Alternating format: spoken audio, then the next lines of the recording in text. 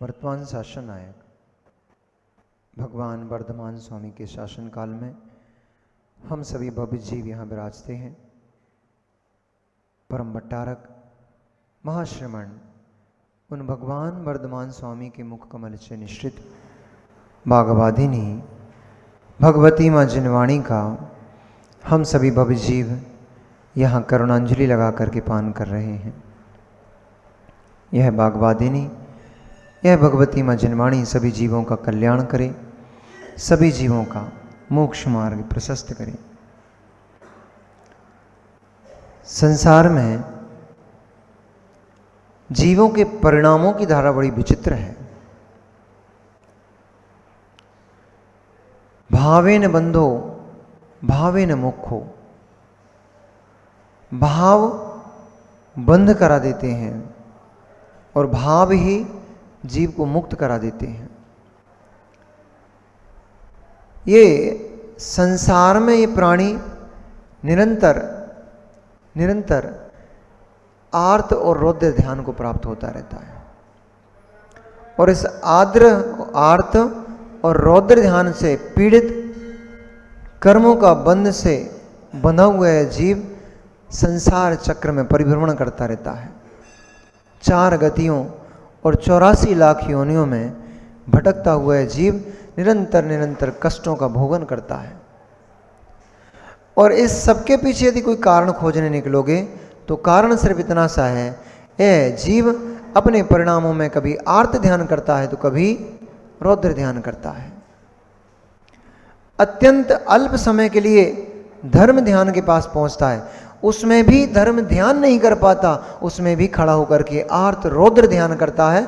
वहां भी धर्म ध्यान के हेतुओं में भी यह जीव आर्त रौद्र ध्यान करके पुनः कर्म का बंध कर लेता है और कर्म का ही बंध नहीं कर लेता है, वहां खड़ा होकर निदत्ति निकांचित कर्म का बंध करता है। कभी बड़े अनुष्ठानों के माध्यम से हमने अक्सर देखा है, जब बड़ा कोई अनुष्ठान होता है क्लेश जरूर होता है। करो आप अनुभव, आपने भी इतने बड़े बड़े मंदिर बनाए हैं, इतनी बड़ी बड़ी धर्मशालाएं बनाई हैं, बड़े बड़े पंचकणक कराए होंगे और शायद यही कारण है कि आज की युवा पीढ़ी धर्म से थोड़ी भागती हुई नजर आ रही है आपको, क्योंकि आप धर्म के स्थान पर क्लेश करते हो तो उनको लगता है इससे तो हम भले हैं, हम अपने ऑफिस में कम से कम शांति से तो बैठे हैं, आपसे तो हम भले हैं। क्योंकि जितना बड़ा अनुष्ठान होगा उसमें ज़्यादा किलकिल देखी जाती है। कमेटी कहीं भगेगी, युवा वर्ग कहीं भगेगा, महिला मंडल तीसरी ओर जाएंगे तो कार्यकर्ता अलग ही खींचेंगे। ये तो स्थिति है। अभी धर्म के मर्म को समझ नहीं पाए हैं, अभी आप धर्म के मर्म को नहीं समझ पाए हैं, इसलिए क्रियाओं में धर्म मानकर और उन क्रियाओं में अपने मान कषाय की पुष्टि चाहते हैं, अपनी बात को प्रस्तुत करके अपने आप को प्रदर्शित करना चाहते हैं कि हम श्रेष्ठ हैं,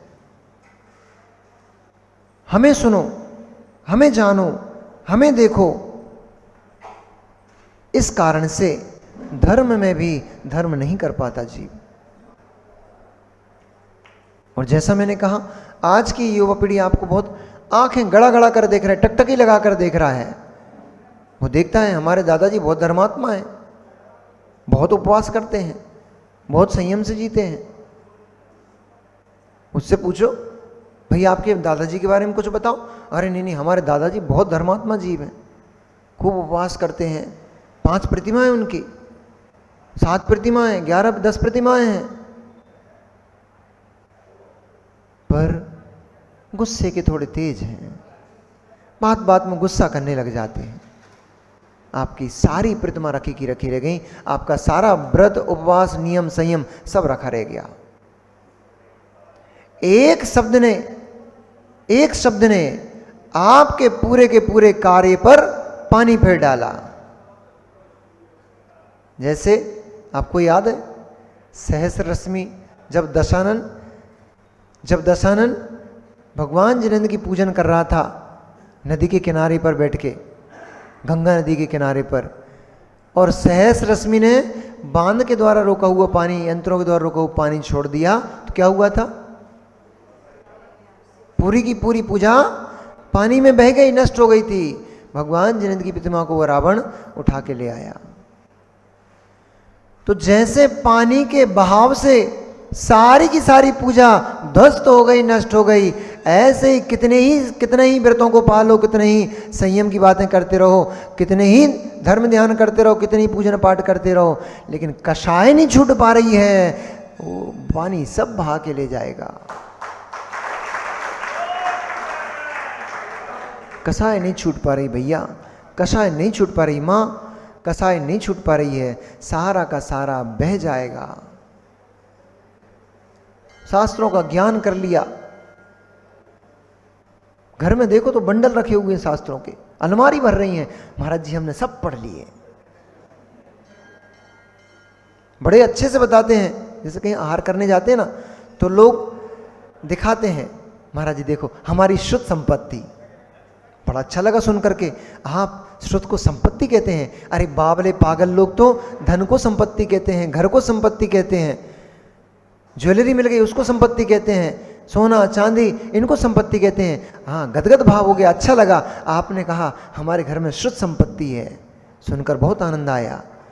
फिर आपने धीरे से ये भी कहा, महाराज हमने सब पढ़ लिए।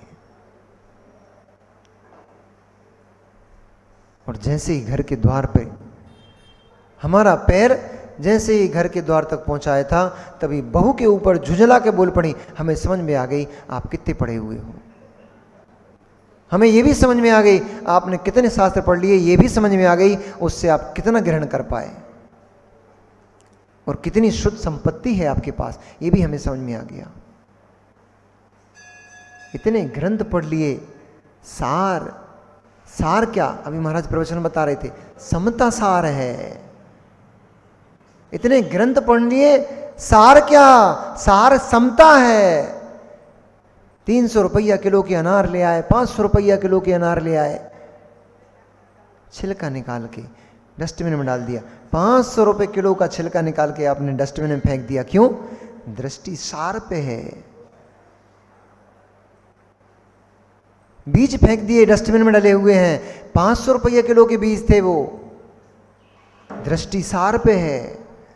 ऐसे ही पढ़ पढ़ के आपने अलमारी में जमा दिए ग्रंथों को, बेसार नहीं है, उसमें से समता ग्रहण कर पाओ, उसमें से धैर्य, क्षमा, करुणा ग्रहण कर पाओ, ये सार है।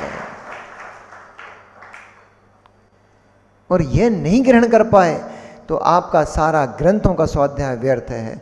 परिग्रह बोला आचार्य भगवंतों ने, मुनिराजों को बोला है, पढ़ पढ़ के तो रख लिए, आचरण में कुछ नहीं है, तुम्हारे ऊपर ज्ञान नाम का परिग्रह भरा पड़ा है तुम्हारे अंदर। अब मिलो, जैन दर्शन है, जिन आगम है ये, यहां क्रिया कांडों को बहुत ज्यादा स्थान नहीं है, यहां परिणति को स्थान है, भावों की विशुद्धि को स्थान है। इसलिए ध्यान की अवस्था को पकड़ना, हम ध्यान तो कर रहे हैं लेकिन हमारा ध्यान कहां जा रहा है, इसको पकड़ो। कहीं ऐसा तो नहीं, कहीं ऐसा तो नहीं भैया 5 प्रतिमाधारी, 8 प्रतिमाधारी, 10 प्रतिमाधारी समाज के बीच में सम्मान पा रहे, तिलक और माला पढ़वा रहे हैं और पूरे ब्रह्मांड, पूरे दुनिया को पता है भैया बहुत प्रतिमाधारी हैं, अच्छे भगत हैं, अच्छे, परंतु भैया जब सामायिक पे बैठते हैं तो, हमारी माँ जब सामायिक पे बैठती हैं तो परिणाम कहाँ जा रहा है? ऊपर की धारी हुई आपकी प्रतिमा, परिमाण कर लिया हम तो 10 वस्त्र से 5 वस्त्र से अधिक नहीं रखेंगे, परिमाण कर लिया हम तो 2 ही भोजन में 2 ही वस्तु ग्रहण करेंगे, सब्जी खाएंगे, रोटी खाएंगे, पानी पिएंगे, कुछ भी नहीं लेंगे।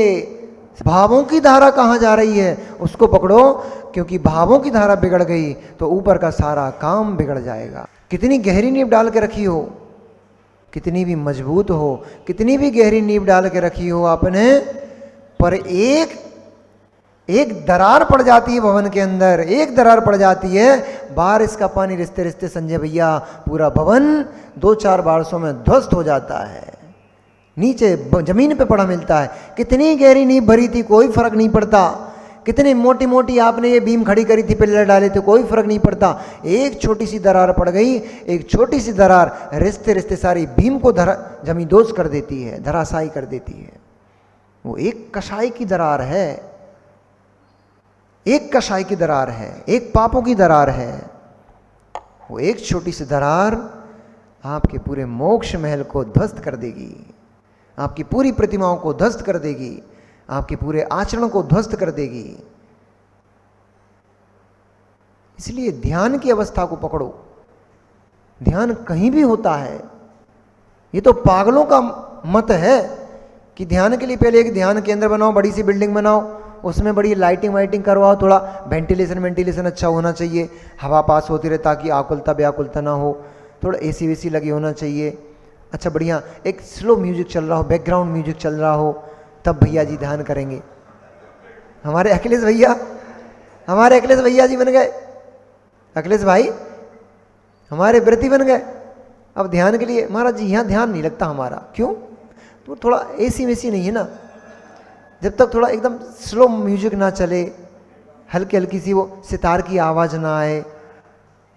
ध्यान कर रहे हो कि कर्णेंद्रिय का भोग भोग रहे हो? ध्यान कर रहे हो, स्पर्श इंद्रिय का भोग भोग रहे हो? मन प्रसन्न हो जाता है। 1 घंटा ध्यान करने में मन प्रसन्न हो जाता है।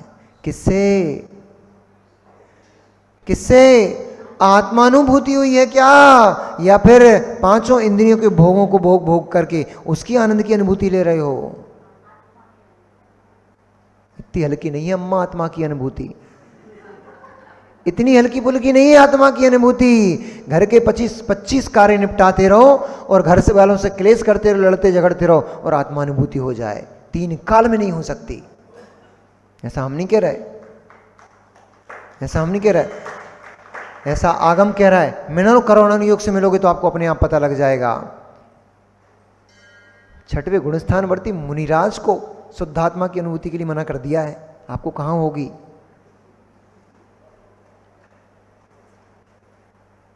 शुक्ल ध्यान 6वें गुणस्थान वर्ती मुनिराज को नहीं होता, तुम्हें कहां से हो जाएगा? प्रमत्त दशा है। 7वें गुणस्थान में भद्र धर्म ध्यान होता है, उत्कृष्ट धर्म ध्यान होता है, वहां भी शुक्ल ध्यान का पाया नहीं पड़ता। तुम्हें कहां से हो जाएगी आत्मा की अनुभूति? दिन रात 24 घंटे तो नोट बटोरने में लगे हो, दिन रात 24 घंटे हाय तोबा में लगे हो, इससे लड़ रहे हो, उससे लड़ रहे हो, इसको गाली, उसको मारना, इससे लेना, उससे देना। बेरंगी घुमा रहा है हमारे रोहित भैया, तो ये रजत क्या नाम, अरे नाम ही नहीं बता रहा अब तो, हाँ रजत। अब दिन रात 24 घंटे बेरिंग को नापने में लगे रजत भाई, कहाँ आत्मा दिखेगी? ध्यान करने बैठोगे 36 नंबर 34 नंबर बेरिंग झलकेगा, बेरिंग ही झलकेगा।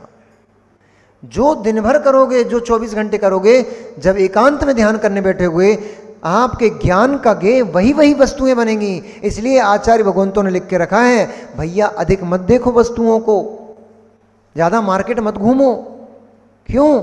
मार्केट में जो कुदृश्य दिखाई देंगे, अभद्र दृश्य दिखाई देंगे, अभद्र चेहरे दिखाई देंगे, आधे नग्न शरीर लिए हुए जो स्त्रियां लड़कियां वहां पे घूम रही होंगी, वे चेहरे दिखाई देंगे आपको। फिर जब एकांत में ध्यान करने बैठोगे तो वे ही अर्धनग्न स्त्रियां नजर आएंगी, वे ही अभद्र चेहरे नजर आएंगे, वही घटनाएं आपके ज्ञान का गे बनेंगी। आर्त रौद्र ध्यान हो जाएगा।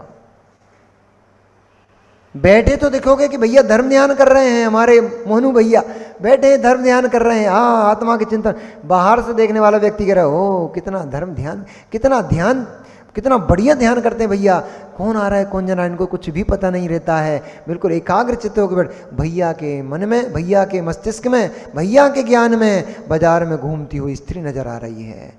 आर्त ध्यान चल रहा है, रौद्र ध्यान चल रहा है। इस धर्म ध्यान को प्राप्त होने के लिए बल चाहिए, प्रज्ञा चाहिए। शुक्ल की बात नहीं कर रहा हूं अभी, मैं धर्म ध्यान की बात कर रहा हूं अभी तुम्हें आपसे।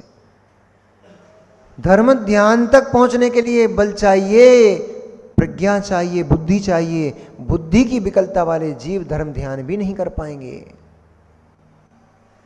आप लोगों को तो भावना रूप धर्म ध्यान होता है। धर्म ध्यान की भावना भालो, इतना ही बहुत है। जो दिन भर आप क्रियाएं करते हो, ये धर्म ध्यान की भावना है। अभी निश्चय धर्म ध्यान आपको प्रकट नहीं हुआ है।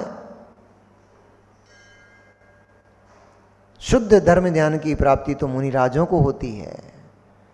आप तो धर्म ध्यान की भावना करो,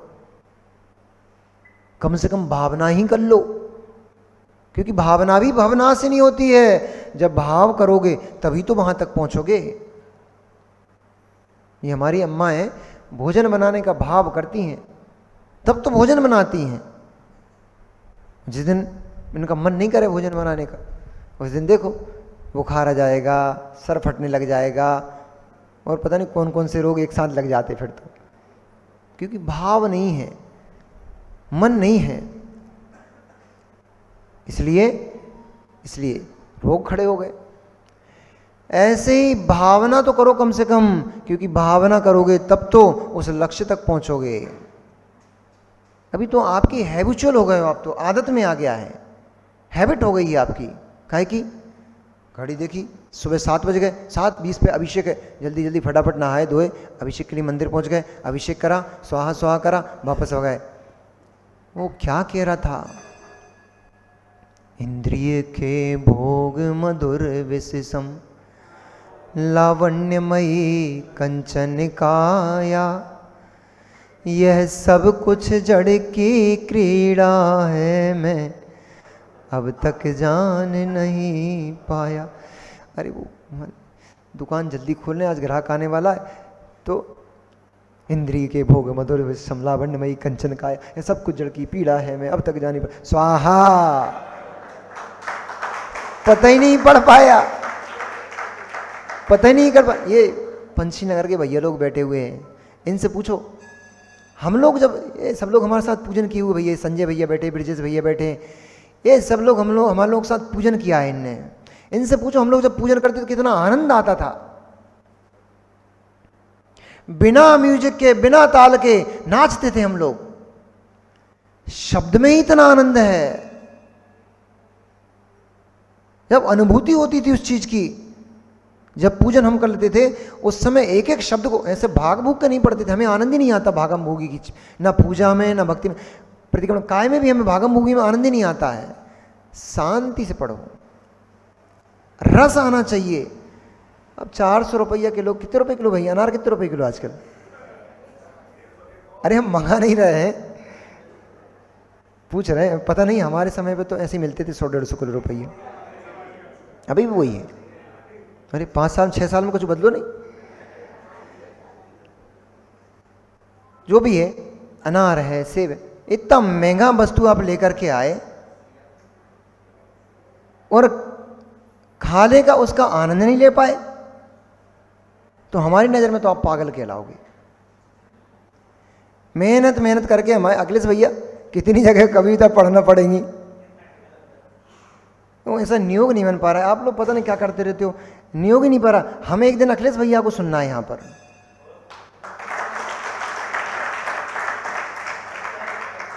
ना तो आपने वो कलश स्थापना वाले उनको हमने बुलाया था स्पेशली, क्षमा करना भैया, उनको हमने स्पेशली बुलाया था, हमें आपकी एक कविता सुनना है।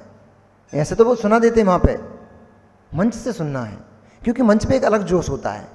वहाँ भैयावृत्ति में तो खैर ठीक है, पर मंच में जब बहुत सारी पब्लिक देखती है तो कवि के अंदर एक अलग से उमंग उत्पन्न होती है। वो देखना चाह रहे हैं, बहुत दिन से देखी नहीं वो हमने। तो अखिलेश भैया ने न जाने कितनी कविता पढ़ पढ़ के तो 2-4-10 लिफाफे इकट्ठे किए होंगे, तब जाके वो 2-3 किलो अनार आ पाए, 2 किलो सेब आ पाए। अब इतनी मेहनत करने के बाद आप अनार लाए, सेब लाए, पकवान घर में बना के लाए और खाते समय उसका आनंद ही नहीं ले पाए, तो आप तो हमारी नज़र में तो पागल कहलाए। मेहनत की है, पैसा खर्च किया है, रुचि पूर्वक रुच करके भोजन ग्रहण करो, रुच करके फल का आनंद लो। आपने दाम दिया है उसके लिए, समय बर्बाद कर रहे हो खाने में। इतना समय भगवान की भक्ति में दे देते, कल्याण हो जाता, पाप कर्म नष्ट हो जाते। पर इस रसना इंद्रिय की पूर्ति में जब आप दे ही रहे हो, समय भी दे रहे हो, पैसा भी दे रहे हो, तो भोजन को कम से कम रुच के करो, क्योंकि रुचकर किया गया भोजन आपके लिए औषधि होता है।